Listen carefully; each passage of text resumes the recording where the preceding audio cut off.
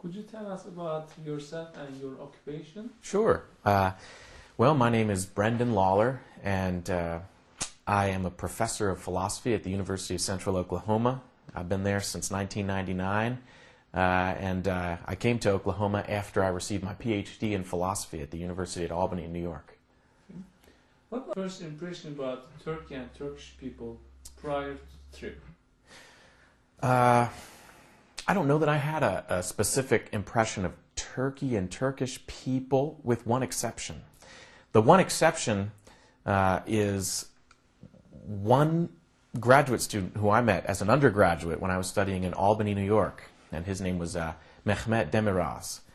And he told me about a small village that he had come from in Turkey, and he was studying, I think, urban planning, and he planned to go back to Turkey and invest himself in improving the country, especially the area that he lived in.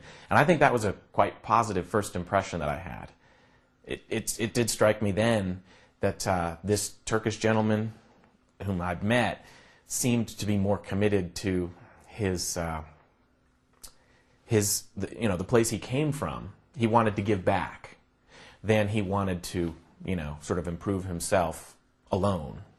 And so I thought at that point that was my one encounter with a Turkish person, and that set my mind, I think, to some extent on what Turks are like. But besides that, it was pretty much a blur. I mean, there's Turkey, and then there's a whole variety of countries around, and I didn't really have a specific way of distinguishing except for this one gentleman I'd met.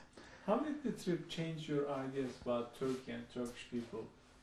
Well, speaking now with hindsight, I'd say it's quite significant.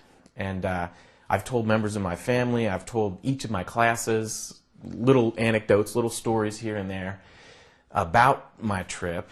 And I've said a variety of different things. One in particular is that I felt, for the most part, safer in even the urban areas of Turkey, in Istanbul, for instance. Maybe I shouldn't have felt safer, but I did feel safer, judging by the looks on people's faces, the helpfulness. Even when I took walks at night, it seemed quite non-threatening and so on. So I had some good things to say about the kind of comfort level that I felt in Turkey. The hospitality was far beyond what I expected, and I, in no uncertain terms, conveyed that as well. There was one instance which I think was representative of the kind of giving attitude that I identified in a lot of different Turkish people that I met from different groups. Sometimes we would meet, business people. We met diplomats on a couple occasions, people in university setting, more academic, people who were involved in the movement because they're volunteers. And all of those people seem to have in common a certain kind of generosity.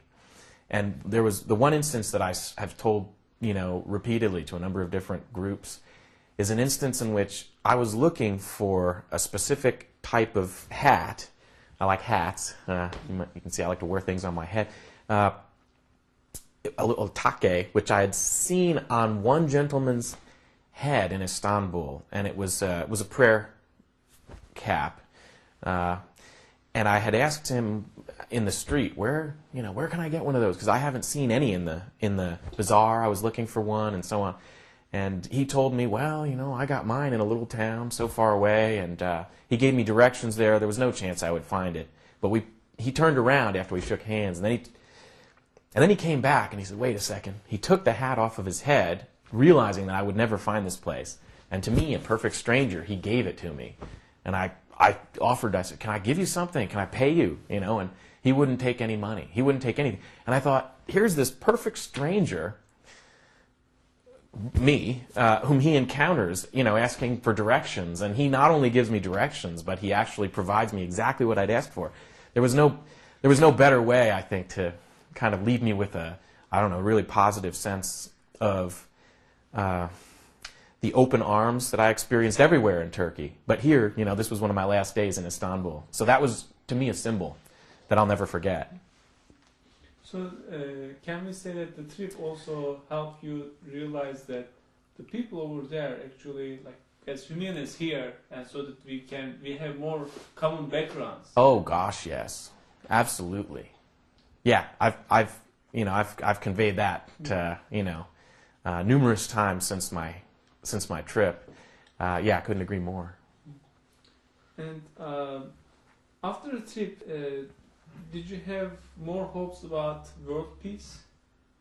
Did the trip reinforce your hopes about establishing world peace? Well, I would say yes. I will tell you, due to recent events in the United States, the outcomes of some of the electoral processes, I've become a little bit disheartened about the prospects for world peace.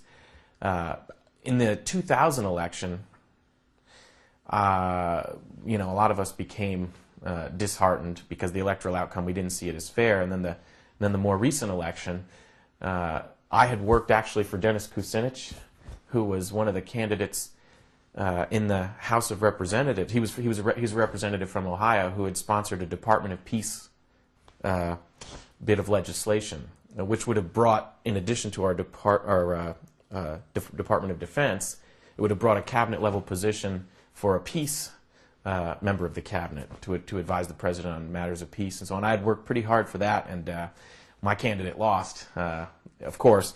So I was a bit disheartened because of the degree to which he lost. It was pretty significant, and it made me think, gosh, what hope do we have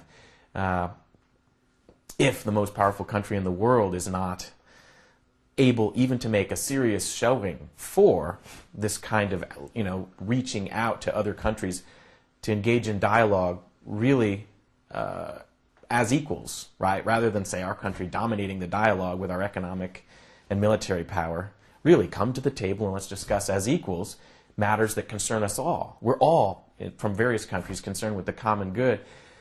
And this trip from, this recent trip, I've just come back from Turkey, it's really, I think, given me a new level of hope that, if it turns out our governments won't be the first ones to make a move in a positive direction so that we can really communicate about the most profound issues we have to in order to, establish world peace, maybe the people can. And that's the sort of swelling of support on the part of people in Turkey who are willing to support the kind of dialogue that's required to lay this groundwork. That gave me hope. And actually, one of the things I tried to find out, talking to various people in Turkey when I was there, is what makes it possible for the grassroots support to be sort of generated, that makes it possible to have the dialogue that we had when we were there. So yeah, I was positively impressed, and I thought to myself, I'd like to see some of this in the United States. We have a lot of, grassroots activism in the United States that's quite positive. I don't want to give the wrong impression, but there did seem to be a certain unity and a certain really very forward-looking vision aimed at world peace that focused on the common, the elements that we share in common between, U.S. citizens and the people of the rest of the world. Turks, we had a lot of common ground we found. Yes.